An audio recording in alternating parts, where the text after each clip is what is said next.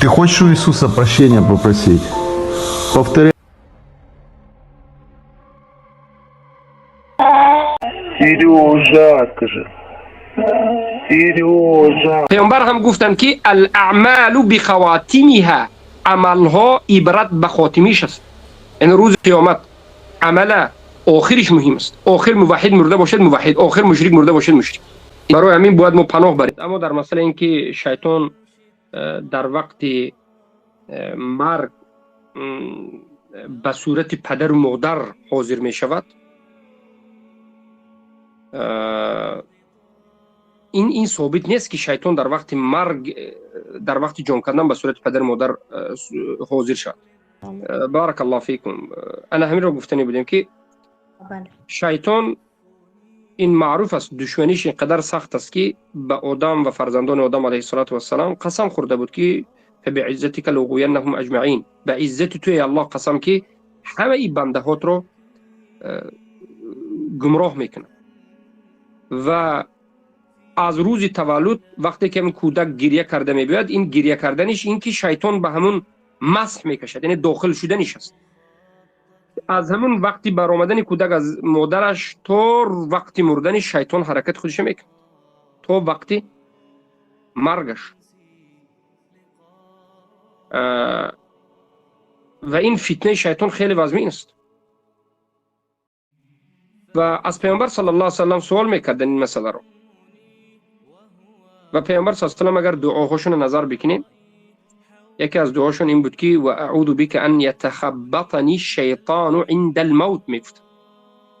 چه که در روایت ابو داوود، در سنن ابو داوود، نسائی، در مستدرک حاکم هم روایت میکنند، اسنادش صحیح است.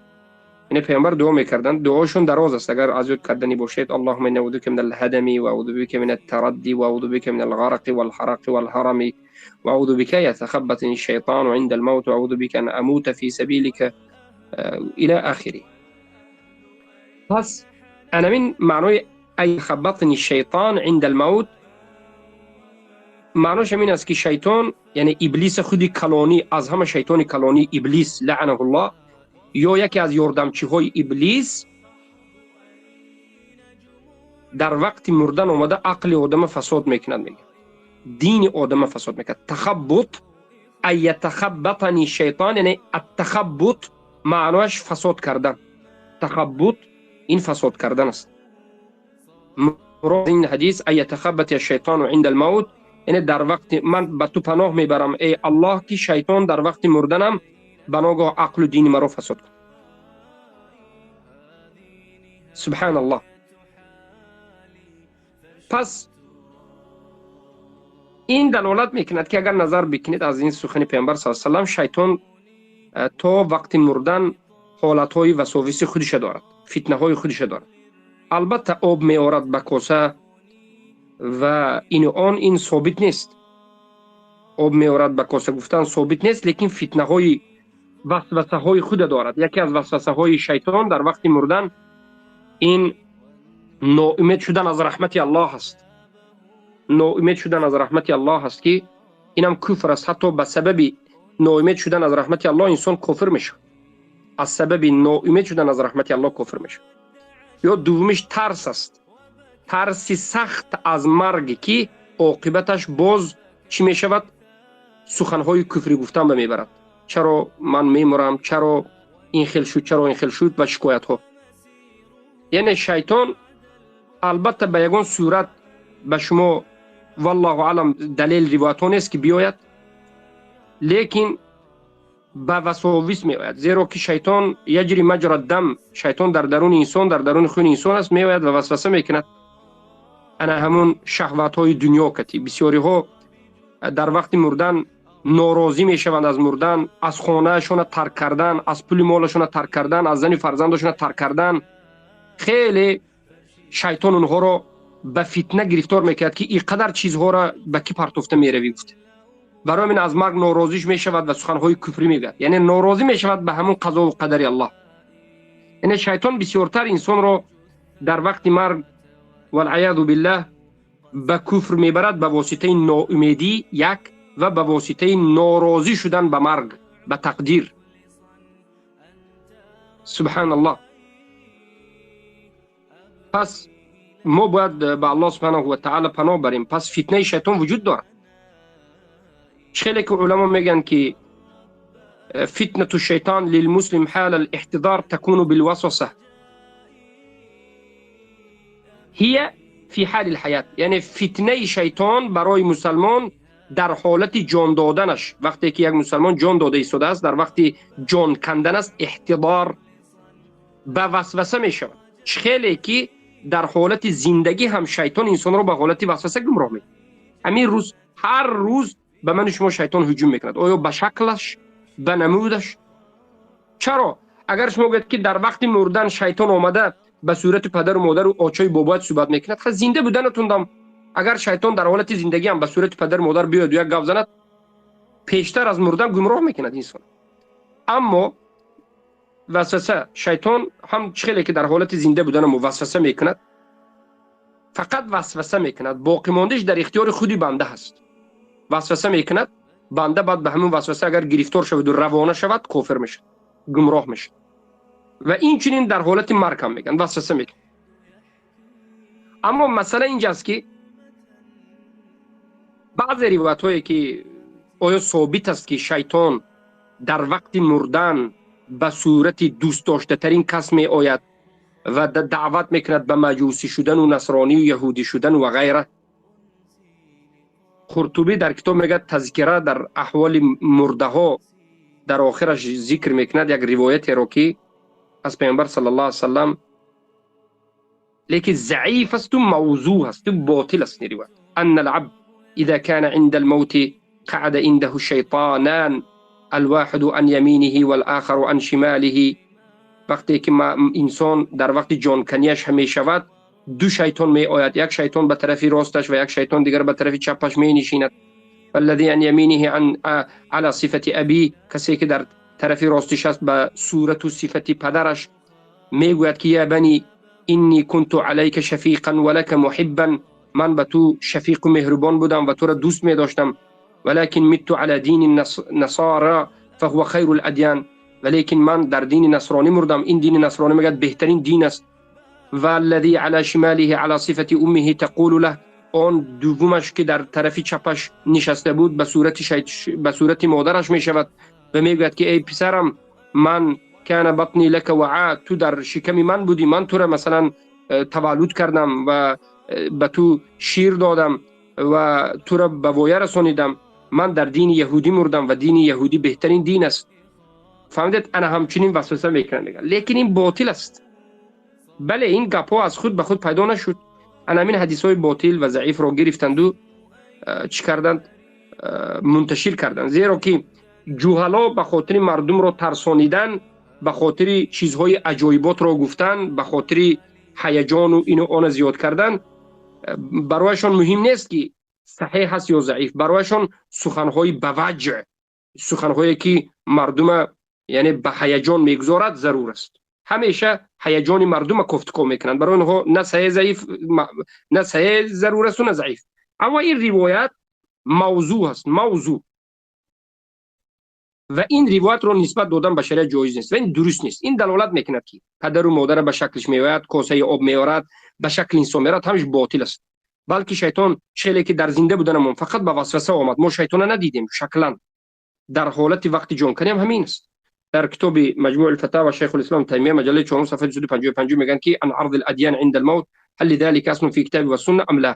سوال میشه به شیخ الاسلام که در وقت مردن آیا به انسان یعنی شیطان آمده دیگر دین ها رو پیشنهاد میکند، آیا این اصلی از کتاب سنت دارد؟ جواب داده میگن که اما عرض الادیان على العبد وقت الموت فليس هو امرا عاما لكل احد ولا هو ايضا منتفيا عن كل احد، بل من الناس من تعرض عليه الاديان قبل موته ومنهم من لا تعرض عليه، وقد وقع للاقوام وهذا كله من فتنة المحياء والممات التي امرنا ان نستعيذ منها في صلاتنا. ولكن وقت الموت احرص ما يكون الشيطان على اغواء بني ادم لانه وقت الحاجه. سبحان الله. ببینید شیخ الاسلام تمام چگونه زیبا جواب داده. البته حدیثایی که در این باب اومد ضعیف است، نه فقط ضعیف است، موضوع است و باطل است. اما از نظر از نظر شریعت عمومی اگر نظر کنیم شیخ الاسلام تیمیه میگن که اما پیشکش کردن دین به یک انسان مسلمان پیش از وقت مرگش آیا این ثابت است یا نیست؟ میگه که ما این را مطلق انکار نمیکنیم و مطلق اثبات هم نمیکنیم. این یک فتنه حیات و مرگ است. خیلی که پیامبر صلی الله علیه و سلم حتی این دعایی که مذهب حنابله پیش از سلام دادن این دعا را در هر یک 5 وقت نماز خواندنش را واجب میگن، فرض میگن: اللهم انا نعوذ بک من عذاب القبر و من عذاب جهنم و من شر فتنه المحیا و الممات و من شر فتنه المسیح الدجال. همین سومین دعایی که اینجا کردیم و من شر فتنه المحیا و ممات، ای الله ما به تو پناه میبریم از شر فتنه های حیات و ممات. شر فتنه المحیا و ممات یعنی در وقت حیاتمون فتنه هایی که است و در وقت مرگمون. خیلی که در حالت زنده بودنمون به ما شرک پیشنهاد می شود، کفر پیشنهاد می شود، یعنی دین های شیطان ساخته پیشنهاد می شود یا نمی شود. خیلی که امروز دیده شده تمام فرقه های باطل، فرقه های شیطانی به شما عقیدهشون پیشنهاد میکنن، در وقت مردن هم این شدنش ممکن است. اما نه فقط، نه در همه حالت، نه به همه. یعنی ما مطلقا نمیگیم که در وقت مردن به همه این فتنه می شود و همه به همه هر یک آدم مرده شده به دین را شیطان پیشنهاد میکنه. این چنین نیست. یعنی شیطان به صورت آدم هم آمدنش ثابت نیست، اما دین پیشنهاد شدنش ممکن است میگه به بعضی حالات. این فتنه حیات و ممات است. مثلا یکی از اون کافرهایی که به همین فتنه گرفتار شده بود، ابو طالب پدر علی رضی الله عنه. علی رضی الله عنه پدرشون ابو طالب کافر مرد. این ابو طالب عمک و گفت افغانها کاکایی که بود رسول الله صلی الله علیه و سلم بود. ولی انا همین عموی رسول الله کافر بود. پیامبر رفتند شهادتن را گفتند، او را خواستند که به نجات دعوت کنند. او قریب بود که قبول کند، او قریب بود که شهادتن را بگوید، ولیکن شیطان های انس من الجنه و الناس، شیطان های انسی، این خبثا در پهلوی ابو طالب نشسته به مانند ابو جهل و غیره میگفتند که آیا از دین ابو عبدالمطلب بیرون میشوی؟ آیا کافر میشوی به دینت؟ ببینید از دین قریشی برآمدن را، از دین همون عبدالمطلب، از دین همون بت پرستی برآمدن را کافر شدن میگفت. و بالاخره به سبب همین فتنه ای که پیش از مرگش مشرکین به او کردند از دینش نگشت. و باید دانسته ماند که میگن شیخ الاسلام شیطان ببینید از همه وقتی بدترینه که به انسان هجوم میکرد وقتی مرگش است. زیرا که وقتی مرگ وقتی حاجت است میگن، زیرا که پیامبر گفتند موت سکرات و وزنینی ها دارد. در این وقتی مشقت شیطان هم البته که خواب نمیکند. شیطان طول عمر حرکت کرد که شما را گمراه کند، انسان را گمراه کند. در وقتی از همه ضرورترین، از همه وقتی مناسبترین وقتی مرگ، آیا شیطان میگذارد؟ نمیگذارد. میخواد که بنده را گمراه کند، زیرا که این وقتی حاجتی بنده است. و پیامبر هم گفتند که الاعمال بخواتمها، عملها عبرت به خاتمیش است. این روز قیامت عمل آخرش مهم است. آخر موحد مرده باشد موحد، آخر مشرک مرده باشد مشرک. الاعمال بخواتمها، ان العبد لا يعمل بعمل اهل الجنه. اینو ما حدیث رو گفتگی. پس برای همین باید ما پناه بریم از این حالت مردن. اما این سخن ابن تیمیه معناش نیست که شیطان به صورت آدم میبرد. شیطان وسوسه میکنه. عبدالله فرزند احمد ابن حنبل، عبدالله ابن احمد ابن حنبل رحمه الله میگن که حضرت وفات ابی، من حاضر شدم وفات پدرم رو، یعنی در وقت جان کندن احمد ابن حنبل پدرشون آمد. و یبی الخرقه لاشد لحیه فكان يعرق ثم يفيق ويقول بيدي لا بعد لا بعد. فعل هذا مرارا فقلت له يا أبتي أي شيء ما يبدو منك؟ فقال إن الشيطان قائم بحذائي عاض على أنامله يقول يا أحمد فتني وأنا أقول لا بعد لا حتى أموت. ببینید یعنی احمد ابن حنبل و شیطان اومده خواست که احمد ابن حنبل را که بدینشون ثابت بودن چقدر فتنه رو گذاشتن، در وقت مدرشون هم فتنه کرد، اما احمد ثابت ایستادن. سبحان الله. پس این چنین حالت ها بسیار شده است.